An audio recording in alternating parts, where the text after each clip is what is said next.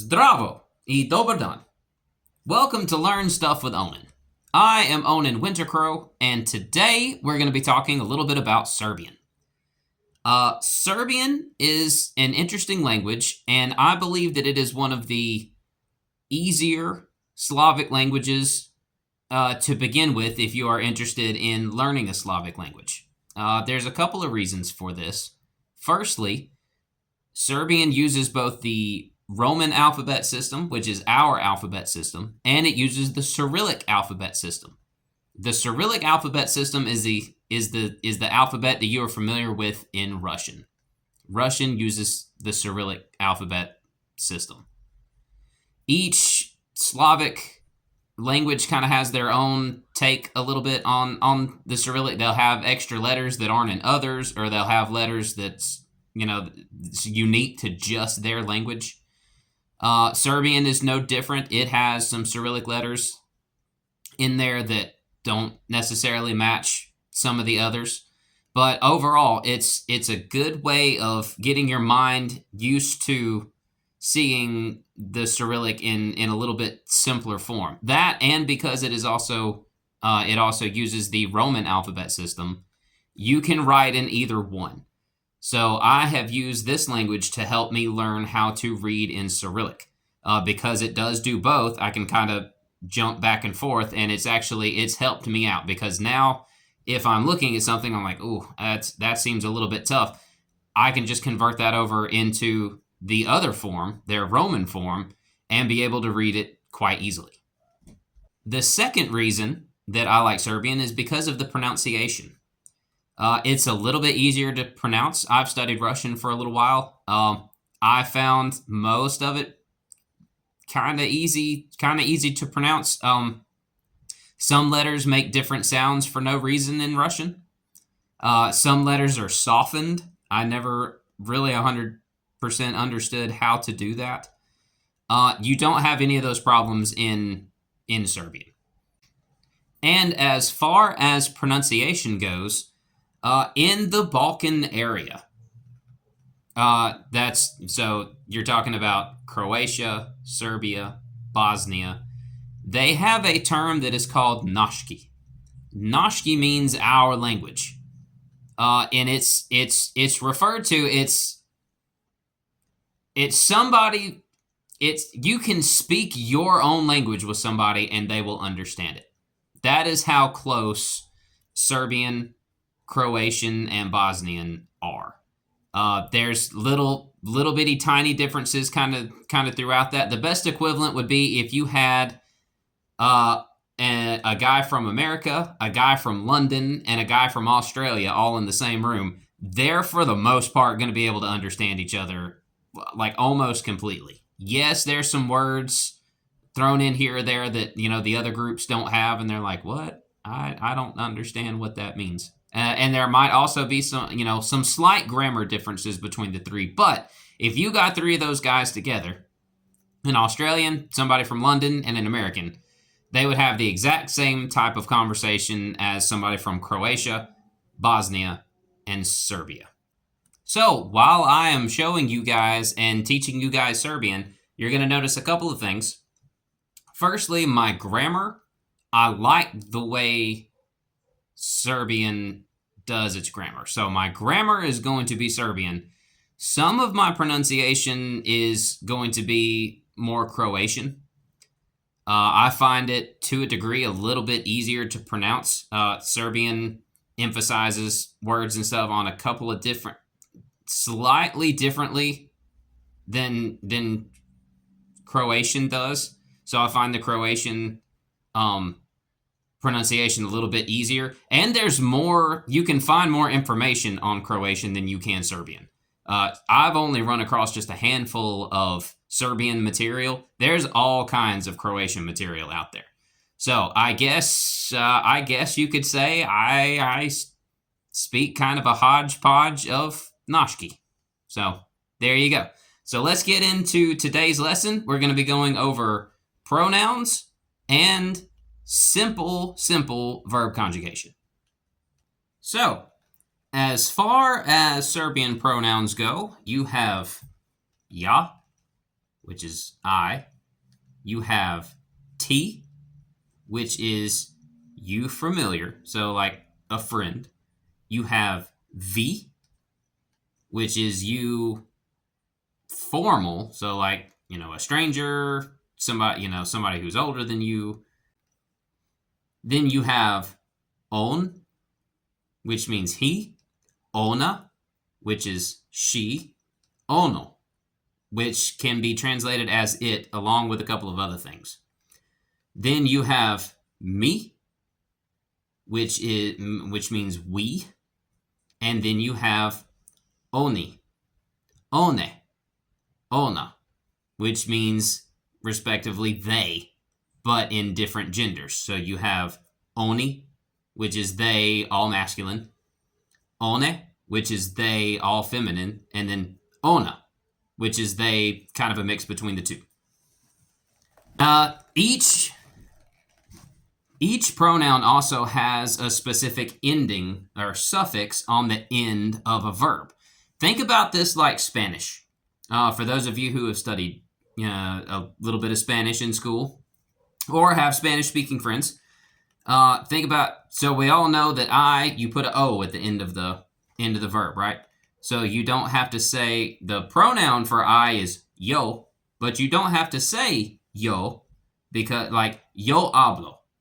Okay, you can just leave off the yo because hablo already means I'm talking about me because of the suffix, the O at the end of it. That's how it is conjugated in first person perspective. So the pronoun is not necessarily necessary. It's that same way in Serbian. So you could say ja čitam, or you could just say čitam. And that brings us to my next part of the pronouns and verbs is the suffixes. So for the end of a verb, let's take the verb čitati. So čitati, it means to read.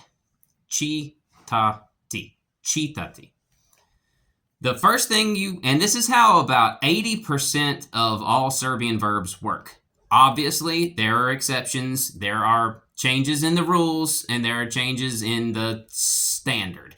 We have it. That's across any language. But I'm going to say about 75 to 80% of the verbs, this will work out the way it's supposed to, with not being very educated on the subject yet. So čitati. What you want to do is you want to take the ti at the end of that word, get rid of it. That leaves you with čita. So for first person, which is ja, it would be ja čitam. Ti čitaš. Vi čitate. On, ona, ono, čita. With this particular one, you don't add anything to the end, just it in its form without the ti, that's how it stands. So that one's easy to remember. Then you have mi čitamo. Čitamo. That means we read. Mi čitamo. But you don't have to use the mi. You can just say čitamo. Then you have oni, one, ona, čitaju. Čitaju. And that is your basic pronouns in their nominative form. That means that is the pronouns in their subject form. Then what's coming at the beginning of the sentence, the subject. That's called the nominative. So that is the pronouns in their nominative form with their respective suffixes, which is the changes that go on the end of a word, for verbs. And you can apply this to about, like I said, about 75 to 80% of most Serbian verbs from what I have been able to see for myself, and it worked out pretty well. Now, there's obviously always a couple of verbs that are kind of different. For example, the Serbian word for to want or to desire, želiti, želiti. But if you take off the ti, you're left with žele. But that's not how that one's done. The e changes to an I, and I will do a different video on why that happens.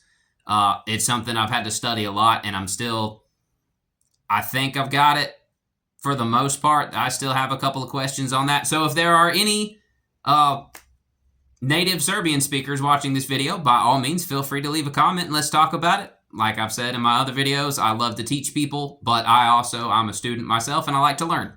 So, but yeah, so želiti, the e changes to an I, and you're left with želim, želiš, želite, želimo, and so on. So that would be, so let's say I wanted to say I want to read. There's a couple of different ways that you can do this. And depending on how you do this is also, from what I understand, a little bit of a giveaway from what region you are. While they're all of them except for one, to my understanding, is acceptable throughout all three places. There's one of them that's considered not grammatically correct, and that just happens to be the Serbian form that I like the most. So you could say želim čitati, I want to read. Or you could do it the fun way, which is želim da čitam, which means I want that I read. I want that I read. So you could say želim čitati or želim da čitam. I prefer that way. It sounds cooler to me, honestly, and that's why I choose it. And it's a little bit different than the way other languages work, and that fascinates me. So that's why I do it that way. So there you have it. You have the word for to want, and then you have the word for to read. Practice this. Find some other verbs out there and give this a try and have fun with it and practice it a little bit, and I think you'll get the hang of it rather quickly. It's not quite as complicated as you would think. It's actually to a degree, it's actually a little bit of one of the easier ways to do it. Subsequently, it actually, if you look at the English, like, I want you to read the book, okay? I want you to read the book. Other languages, if you just look at that sentence, that's actually kind of a complicated sentence, because we don't use that or anything. I don't even really know how to explain it, and I'm pretty good at grammar. I want you to read the book. In Serbian, this is how that works. You would say želim da čitaš. I want that you read. So it would be želim da čitaš knjigu. I want that you read the book. Or let's say I want us to read the book. I want us to do that. So it'd be želim da čitamo knjigu. Želim da čitamo knjigu. That is how you would say that. I want that we read the book. Kind of nifty, isn't it? So yeah, that's our lesson for today. I hope you guys had fun. I know I did. There's going to be a lot more lessons coming in the future, not only in Serbian, but in a whole host of different languages. If you liked this video and you found it useful, please hit the like button. If you have any questions, statements, accolades, or you're a native speaker who wants to join in, leave a comment. I love to talk to people. I love answering questions. Be sure to hit the subscribe button. It would be much appreciated. Or do all three. I am Onen Wintercrow, and I will see you guys next lesson.